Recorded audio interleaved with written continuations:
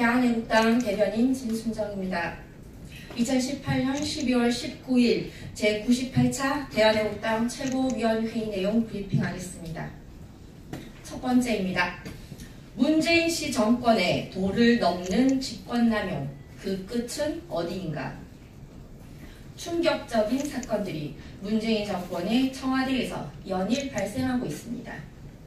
청와대 민정수석실 산하 특별감찰관이 직무 범위를 벗어난 일을 벌였고 그 일에 대한 명확한 내용은 공개되지 않고 있습니다.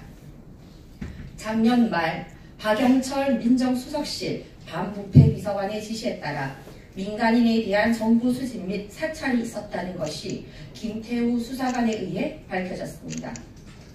민정수석실의 수사관 전체를 교체하고 현업으로 돌려보낸 청와대가 그 수사관에 의해 민정수석실의 문제들이 밖으로 나오고 있습니다. 김태우 수사관은 고건 전 국무총리 아들 고진씨, 변양균 전 정책실장, 진대재 전 정보통신부 장관, 변양호 전 재경부 금융정책국장 등과 그 가족들에 대한 보고서를 작성해 제출했다고 말했습니다.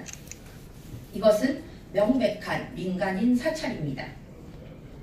대통령 비서실 직제에 따르면 특별감찰관은 현직 고위공직자와 공공기관, 단체의 장로 및 임원, 대통령 친인척 등의 한정에 비리 관련 감찰 활동을 하게 돼 있다는 점에서 문재인 정권은 직권남용을 통해 민간인을 불법적으로 사찰한 것입니다.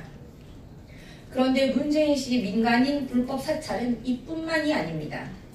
경찰청이 제출한 자료에 따르면 2016년 8월까지의 금융계좌 압수수색 영장 발부 건수가 65,167건에서 2018년 8월까지 94,098건으로 무려 44% 증가한 것으로 조사되었습니다. 아마도 올해 연말까지 통계를 내면 60% 가까이 증가할 것입니다. 일반 국민에 대해 무차별한 금융계좌 압수수색 영장을 발부하고 있다는 것입니다. 탄기국 후원에 대한 금융계좌를 추적한 것은 잘 알고 계실 것입니다. 약 4만 건 정도 추적했다고 합니다. 금융계좌 압수수색 영장 발부 건수가 60% 증가했고 청와대의 특별감찰관이 민간인을 사찰하고 수만 명에 대해 계좌 추적을 하는 것을 보면 박근혜 정부 시절 그들이 그렇게도 비판하던 민간인 사찰에 대한 엄중함을 좌파 독재 정권은 무시하고 있는 것입니다. 이것은 법치가 무너진 정도가 아닙니다. 법치가 청와대에 의해 좌지우지되고 있습니다. 자유민주주의 국가, 삼권 분립의 국가, 법치주의 국가 대한민국에서는 있을 수 없는 일입니다. 김의겸 청와대 대변인은 춘추관 브리핑에서 문재인 정부의 유전자에는 애초에 민간인 사찰이 존재하지 않는다라는 말장난 같은 발표를 했습니다. 민간인 사찰은 청와대가 평가하는 것이 아닙니다. 그 증거가 말해주는 것입니다. 김의겸 대변인의 새치혀가 민간인 사찰을 말할 수 있는 것이 아닙니다. 김의겸 대변인은 누구입니까?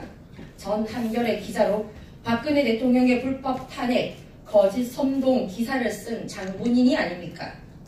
박형철 반부패 비서관은 정치적 목적을 가지고 민간인을 뒷조사했다는 주장은 제 이름을 결코 용납할 수 없다라고 완강히 부정했습니다.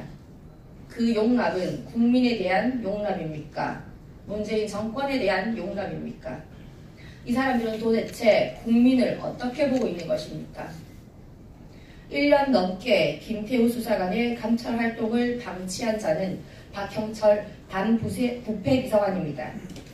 지금이라도 본인의 잘못을 사죄하고 그 직에서 내려와야 하는 것이 당연한데도 불구하고 핑계로 일관하고 있습니다.